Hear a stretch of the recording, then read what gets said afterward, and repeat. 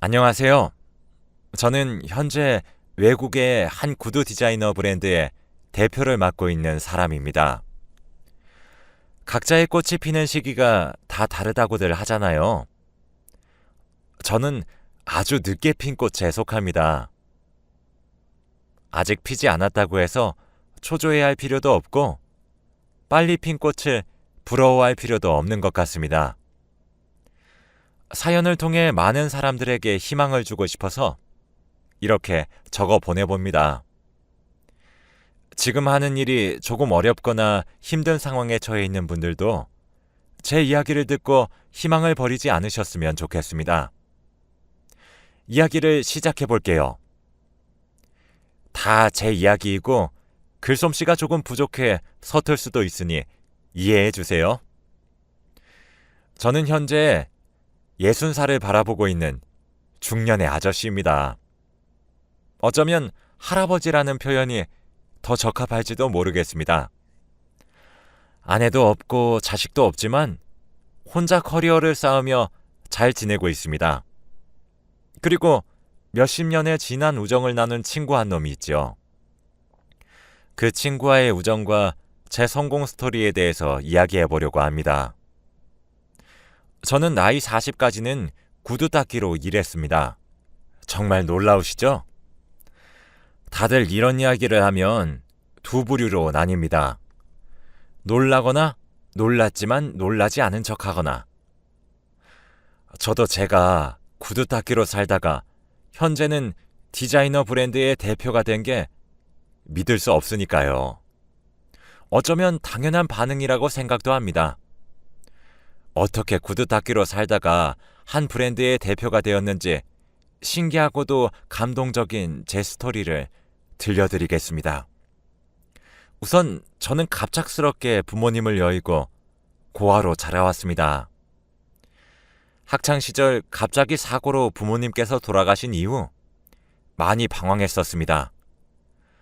그 당시에는 너무 힘들었기 때문에 괜찮아질 것이라는 희망도 없었습니다. 공부를 열심히 하지 않는 것은 기본이었고 그 이상으로 많이 방황했었습니다. 고등학교도 겨우 졸업했으니 대학을 가지 않은 것이 당연했죠. 이야기는 제가 30대 후반일 때로 거슬러 올라갑니다. 저는 서울의 한 빌딩층들 사이 길거리를 떠돌며 구두를 닦아주던 사람이었습니다. 직장인들이 몰리는 곳들을 돌아다니며 구두를 닦아주고 수선해주던 사람이었죠. 벌이가 안정적이거나 풍족하지는 못했지만 그래도 월세와 생활비 정도는 나왔습니다. 고등학생 때까지 워낙에 노는 것만 좋아했던 저는 대학에 진학하지 못했고 20대에는 정신을 차리지 못하고 여전히 펑펑 놀았었습니다.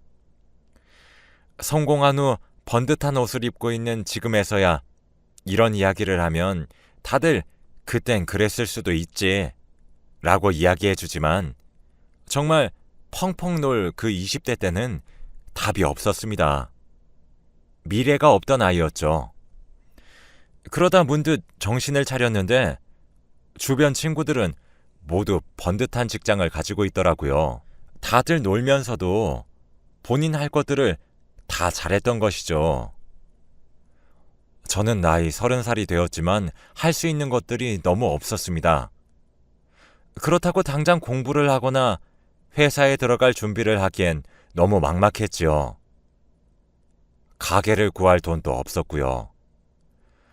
그렇게 급한 마음으로 시작하게 된 일이 구두 닦기였습니다. 우연히 인터넷에서 외국의 구두 닦기 영상을 보게 되었죠. 따로 자금이 들지도 않는 데다가 따로 특별한 기술이 필요할 것 같진 않아서 그 일을 선택하게 되었습니다. 하지만 일을 하면서 점점 더 열심히 그리고 잘하게 되었습니다. 구두 닦기를 하면서 구두를 맡기는 여러 사람들을 만났습니다. 꽤 좋은 회사가 밀집되어 있는 곳에서 구두를 닦기 시작했었는데 다들 한결같이 왜 좋은 회사에 다니는지 알 것만 같았습니다.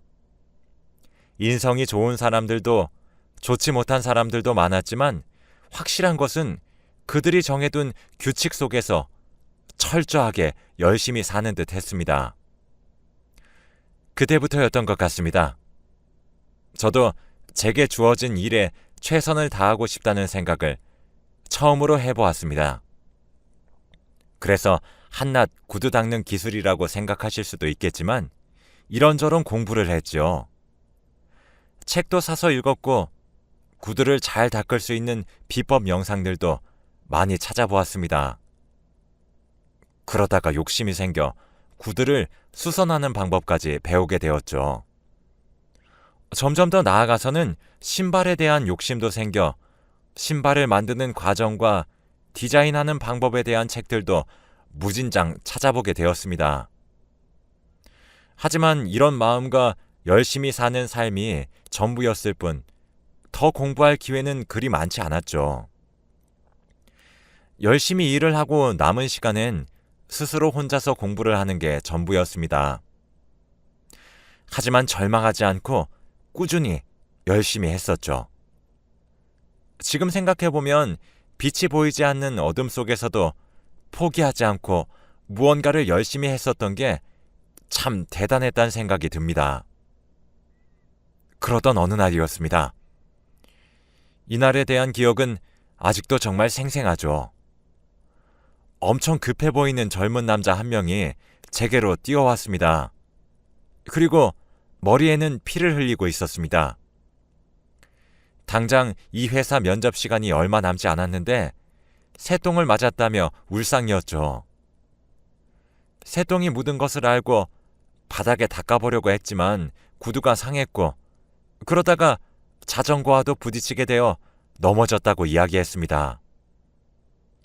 그냥 이대로 갈까도 생각해 보았지만 머리에 피를 흘리고 구두엔 새똥을 묻힌 채로 가면 떨어질 것만 같다며 최대한 빨리 구두를 닦아줄 수 있겠냐고 제게 부탁했습니다. 저도 덩달아 마음이 급해져서 최대한 빠르게 구두를 닦아드렸죠. 그런데 구두를 다 닦아드리고 나니 갑자기 지갑이 없다고 하시는 게 아니겠습니까? 이런 경우는 저도 정말 처음이라 당황스러웠지만 일단 회사 면접이 코앞이라기에 돈은 나중에 달라고 했습니다. 어쩔 도리가 없었으니까요. 그 사람은 감사하다고 말했고 면접 후 나와서 지갑을 찾아보고 다시 오겠다고 했습니다. 저는 새똥 맞은 것과 지갑 잃어버린 것으로 액땜은 충분히 했으니 떨지 말고 면접 잘 보고 오라며 이야기해 주었습니다. 그리고 제 손수건을 꺼내 그의 머리에 흐르고 있던 피를 닦아주었습니다. 그리 큰 상처는 아니었기에 손수건에 물을 묻혀 닦으니 닦였습니다. 이리저리 굴러다니며 불안해 보이는 그의 눈동자를 보고 침착하게 잘하고 오라 했죠. 선해 보이는 그 청년을 응원하고 싶은 마음에서 한마디 던졌던 것 같은데 하도 오래전의 일이라 아주 정확히 구체적으로는 생각이 나지 않았습니다. 그리고 몇 시간이 지나지 않아 그 청년이 정말 다시 저를 찾아왔습니다. 바지 주머니에도 외투 주머니에도 가방 앞쪽 주머니에도 없던 지갑이 들고 있던 쇼핑백에 있었다고 하면서 결제를 하겠다고 했습니다. 그리고 제가 해줬던 응원이 참 큰 힘이 됐다고 이야기해 주었죠. 믿기지 않겠지만 며칠 전 부모님 두 분을 사고로 여의었다고 했습니다. 갑자기 깊은 이야기를 꺼내놓은 그였습니다. 부모님 지원을 받으며 준비하던 공무원 시험을 관두고 급히 돈을 벌기 위해 취업을 하려고 한다고 했고 그래서 서울로 올라오게 됐다고 했죠. 당장 취업부터 하려고 서울에 올라온 것이라 머물 곳도 없어 한 여관에서 장기 투숙 중이라고 했습니다. 그 말을 듣는데 정말 그가 잘 됐으면 하는 마음이 들었습니다. 그래서 우리 집도 너무 좁고 부족하지만 여관보다 낫다며 와서 지내도 된다고 했죠. 처음에는 한사코 거절하더니 취업하고 첫 월급 받을 때까지만 신세를 지고 싶다고 했습니다. 저는 얼마든지 괜찮다고 했죠. 구두를 닦아주며 만나게 된 인연치고는 꽤 깊게 발전을 한 것이죠. 그렇게 그 청년과의 동거가 시작되었습니다. 다행히도 그 청년은 제가 구두를 닦아줬던 날 보았던 면접에 최종 합격되어 회사에 나갈 수 있게 되었습니다. 그 친구는 일찍 회사에 나갔고 저는 그보다도 더 일찍 구두를 닦으러 나갔죠. 그리고 퇴근할 때쯤 만나 맥주를 한 잔씩 하고 집에 같이 들어왔습니다. 저희 집이 성인 남성 2명이 살기엔 넓진 않았지만 또 살다 보니 사라지더라고요. 저도 외로운 서울살이에 마음 나눌 친구가 생겨서 참 좋았습니다. 저희는 돈이 많지는 않았지만 그래도 서로에게 주어진 것들에 행복해하며 지냈습니다.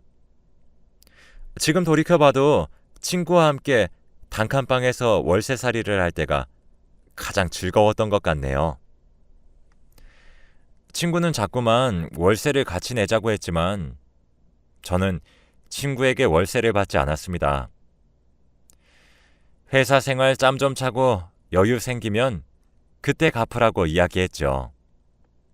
신기했지만 구두 손님과 구두 닦기로 만난 인연치고 정말 소중했습니다. 그렇게 저희는 20, 30대 내내 좋은 친구 사이로 지냈습니다. 그런데 여기서 제 친구의 이야기가 조금 재미있죠. 친구는 회사를 잘 다니다가 이사님의 눈에 들어 예쁨을 받게 되었습니다. 그리고 이사님이 퇴직하시며 새로운 회사를 차리셨는데 그때 제 친구가 한 자리를 꿰차게 됩니다. 큰 회사를 때려치고 나온다는 것에 대한 두려움보다는 본인을 이끌어주고 믿어줬던 이사님에 대한 의리가 더 컸다고 이야기해 주었습니다. 확고하게 말하는 그 눈빛을 보며 제가 친구에게 넌 뭘 해도 될 거야 라고 말했던 게 아직도 생생하게 기억이 납니다. 그리고 친구는 정말 뭘 해도 되는 사람이 되었죠. 이사님으로부터 그 회사를 물려받게 된 제 친구는 40대라는 젊은 나이에 회사의 대표가 되었습니다. 그리 작지 않은 회사였습니다.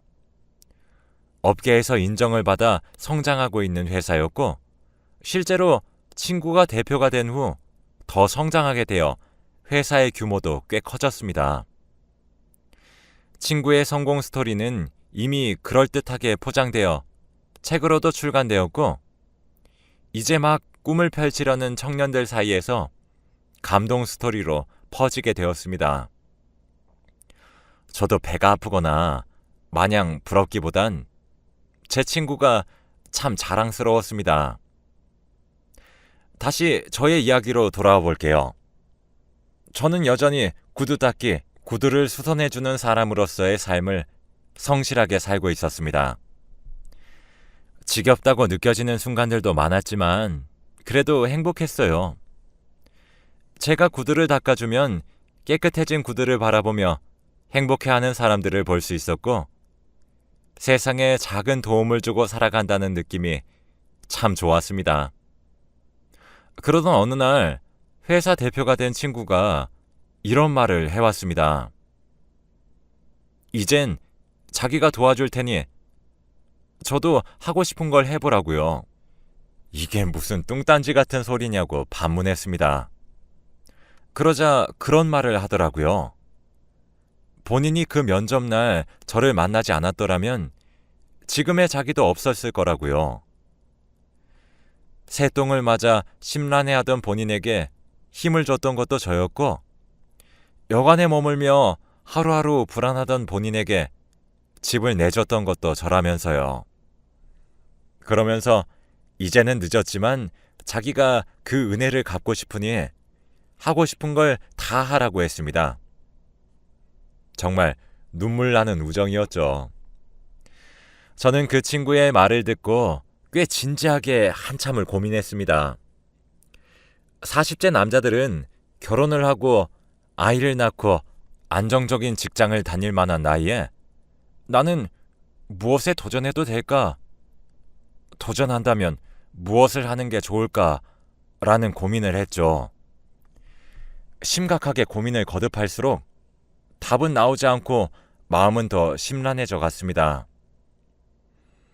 하고 싶은 게 없었기 때문에 심란했던 것이 아니라 너무 오래전부터 하고 싶었던 게 확고했기 때문에 심란했었던 것 같습니다. 과연 내가 그것에 도전해도 될까라는 생각에 강렬했기 때문이죠. 하지만 저는 주어진 기회를 날리지 않기로 마음을 먹었고 친구에게 도움을 받아 오래 꿈꿔왔던 꿈에 도전을 하기로 결정했습니다. 그래서 무작정 파리로 떠났습니다. 정말 나이 42세에 충동적이고 무모할 수 있는 결정이었죠. 지금까지 벌어둔 돈이 얼마 되지 않았기 때문에 모아둔 돈도 거의 없었지만 탈탈 털어 파리행 비행기를 끊었습니다. 그리고 파리에서의 생활비와 패션을 공부하는 데 들어갈 돈들은 무한으로 제 친구가 지원해 주기로 했습니다. 처음엔 너무 미안하고 말도 안 되는 일이라 여겼기에 거절했지만 친구의 감사 인사와 부탁을 듣고 나니까 이번에 신세 조금 지고 더 좋은 사람이 되어서 보답하자는 마음이 들더라고요.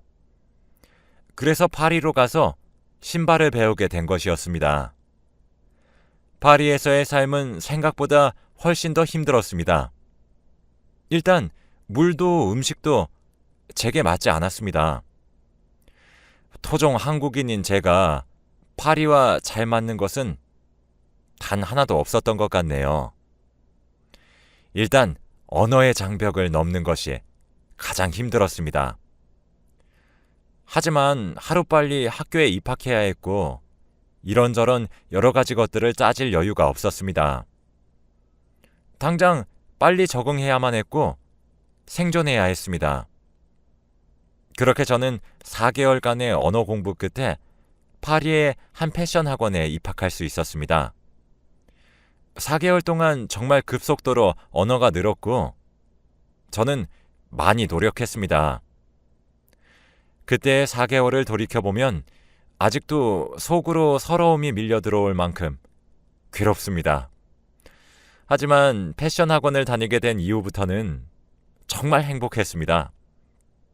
평생 구두를 닦아오며 혼자 공부했던 것들을 전문적으로 배울 수 있다는 기회가 너무나도 감사했고 또 소중했습니다. 그러던 어느 날 학원에서 하나의 과제를 내어주게 되었습니다. 패션쇼에 어울릴 만한 신발을 독창적으로 디자인하라는 과제였습니다. 쇼에도 어울려야 하고 독창적이기까지 해야 한다니 너무 어려웠습니다.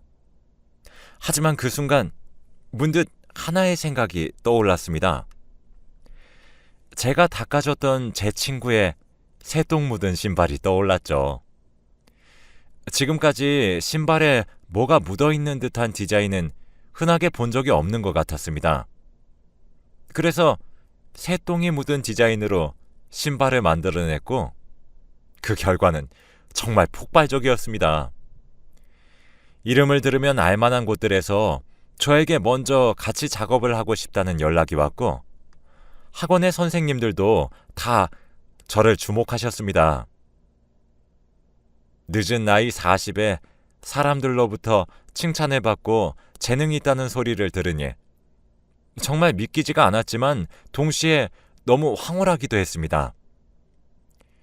친구의 도움으로 학원 수업을 다 수료하게 되었고 학원 공부를 다 배울 무렵 저는 제 개인 브랜드를 가지게 됐죠.